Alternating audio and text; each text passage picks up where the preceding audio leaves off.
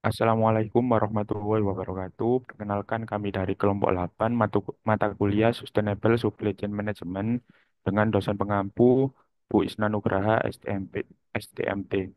Di sini kami akan mempresentasikan mengenai progres tugas besar kami bab 1 sampai bab 3 yang berjudul Pendekatan Sustainable Logistik dalam Optimasi Distribusi Granit di Depo Bangunan dengan menggunakan metode Saving Matrix, Nearest Neighbor, dan Root Cause Analysis. Next.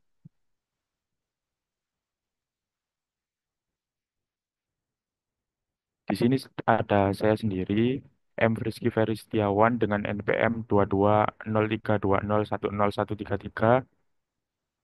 Ada Fadila Artanti Rahmania, NPM 2203201097 dan juga Muhammad Kefan Khairi dengan NPM 220320101009. Next.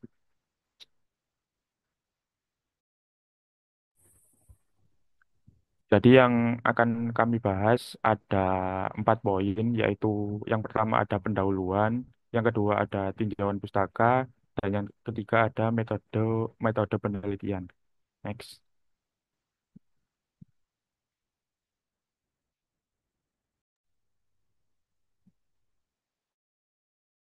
Jadi yang pertama yaitu ada pendahuluan.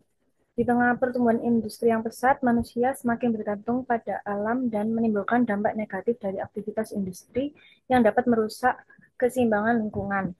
Sustainable logistik merupakan pendekatan yang tidak hanya berfokus pada efisiensi operasional dalam distribusi barang, tetapi juga mempertimbangkan dampak sosial, ekonomi, dan lingkungan dari setiap aktivitas logistik. Pengelolaan rute distribusi yang kurang efisien seringkali menyebabkan penggunaan bahan bakar yang berlebihan dan emisi CO2 yang tinggi, yang mana berkontribusi pada pencemaran udara. Depo bangunan sebagai salah satu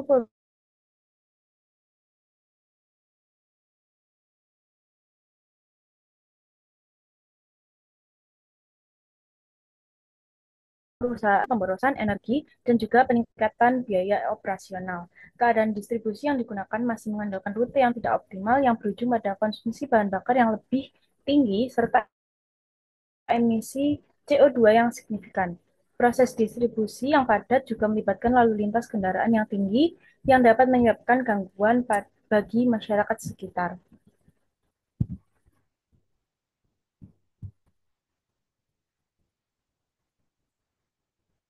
Berdasarkan penelitian sebelumnya yang dilakukan oleh Lansari, Nugraha, dan Dewi pada 2021 yang membahas optimalisasi rute distribusi menggunakan metode Saving Matrix dan Nearest Neighbor untuk menentukan rute terpendek dengan tujuan utama mengurangi konsumsi bahan bakar dan emisi CO2. Salah satu perbedaan utama adalah pendekatan penelitian yang kami lakukan ini, yaitu dengan sustainable logistik yang tidak hanya mempertimbangkan efisiensi ekonomi dan pengurangan dampak lingkungan, tetapi juga memasukkan faktor sosial dalam analisisnya. Hal ini diwujudkan melalui penerapan metode root cause analysis yang tidak dibahas dalam jurnal acuan. Penelitian ini diharapkan dapat memberikan kontribusi dalam sistem distribusi yang tidak hanya berfokus pada efisiensi operasional dan pengurangan biaya distribusi, tetapi juga mempertimbangkan dampak lingkungan dan sosial yang ditemukan. Dengan menerapkan metode Saving Matrix dan Nearest Neighbor, penelitian ini bertujuan untuk mengoptimalkan rute distribusi produk granit guna mengurangi konsumsi bahan bakar dan emisi CO2. Selain itu, metode root cause analysis diharapkan dapat mengidentifikasi faktor-faktor sosial yang terdampak dalam proses.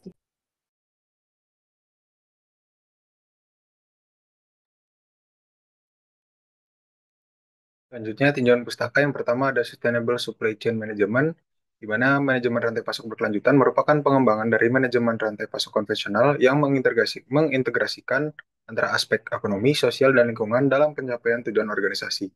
Tujuan dari manajemen rantai pasok berkelanjutan adalah untuk memenuhi permintaan pelanggan. Dalam manajemen rantai pasok berkelanjutan, ada peserta dari siklus pengadaan material, siklus produksi, dan siklus distribusi yang semuanya memiliki kepentingan yang berbeda-beda. Karena semua entitas saling berhubungan, tindakan mereka berdampak satu sama lain. Yang kedua ada sustainable logistik. Indonesia sendiri menghadirkan tantangan dan peluang unik dalam implementasi strategi logistik berkelanjutan. Sebagai negara kepulauan dengan infrastruktur yang beragam, Indonesia membutuhkan pendekatan yang inovatif untuk mengoptimalkan sistem pengiriman. Integrasi metode pengiriman multimodal dan penggunaan teknologi hijau diidentifikasi dapat secara signifikan meningkatkan efisiensi logistik sambil mengurangi dampak lingkungan. Lalu yang ketiga ada emisi karbon dioksida. Pencemaran udara merupakan suatu keadaan di mana adanya substansi fisik, biologi, atau kimia di lapisan udara bumi yang jumlahnya membahayakan bagi kesehatan tubuh dan makhluk hidup yang lain. Pencemaran udara ini dapat digolongkan menjadi dua, yaitu pencemar primer dan pencemar sekunder. Penelitian mutakhir menunjukkan bahwa integrasi metode pengiriman yang inovatif memiliki potensi signifikan untuk mentransformasi paradigma logistik tradisional, menekankan bahwa pendekatan sistemik terhadap pengelolaan logistik berkelanjutan dapat mengurangi jejak karbon hingga 35% sambil meningkatkan efisiensi operasional. Selanjutnya yaitu VRP atau Vehicle Routing Problem, di mana VRP sendiri merupakan penentuan sejumlah rute untuk sekumpulan kendaraan yang harus dilayani sejumlah pemberhentian atau node dari depo pusat. Asumsi yang biasa digunakan dalam VRP adalah setiap kendaraan mempunyai setiap kapasitas yang sama, jumlah kendaraan tidak terbatas, jumlah permintaan tiap pemberhentian diketahui, dan tidak ada jumlah permintaan tunggal yang melebihi kapasitas kendaraan. Next. Selanjutnya ada metode saving matrix, di mana saving matrix adalah metode yang digunakan untuk menentukan rute distribusi produk ke wilayah pemasaran dengan cara menentukan rute distribusi yang harus dilalui dan jumlah kendaraan berdasarkan kapasitas dari kendaraan tersebut agar diperoleh rute terpendek dan biaya transportasi yang minimal. Next. Selanjutnya ada metode nearest neighbor, di mana langkah awal untuk memecahkan masalah pendistribusian dengan metode nearest neighbor dimulai dari rute kendaraan pertama. Metode ini memasukkan satu persatu customer terdekat yang belum dikunjungi ke dalam rute. Selama memasukkan customer tersebut ke dalam rute kendaraan tidak melanggar batas kapasitas maksimum kendaraan tersebut. Kemudian proses yang sama juga dilakukan untuk kendaraan-kendaraan berikutnya sampai semua kendaraan telah penuh atau semua customer telah dikunjungi.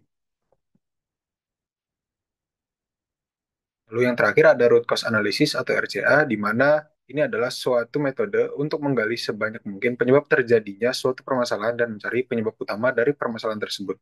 Walaupun terdengar cukup mudah, teknik ini membutuhkan keahlian dan kemampuan yang mumpuni agar analisis yang dilakukan tepat dan akurat. Root cause analysis berfungsi untuk menjawab pertanyaan mengapa suatu permasalahan dapat terjadi. Next.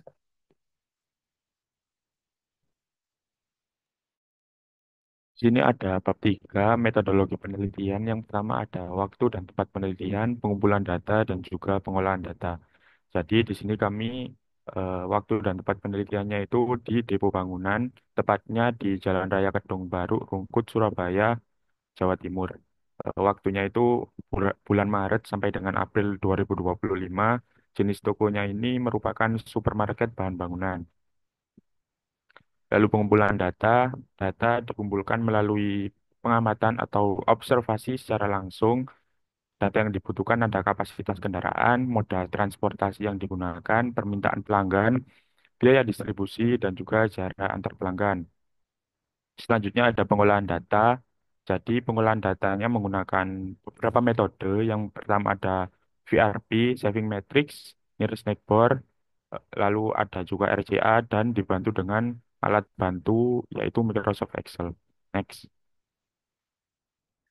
Lalu di sini ada flowchart yang mana yang pertama itu mulai, dilanjut dengan studi literatur dan juga studi lapangan, lalu rumusan masalah, tujuan penelitian, identifikasi variabel operasional, variabel dependennya itu penerapan sustainable logistik di depo bangunan, sedangkan variabel independennya itu ada rute distribusi, emisi gas karbon, dan aspek sosial dari proses distribusi depo bangunan.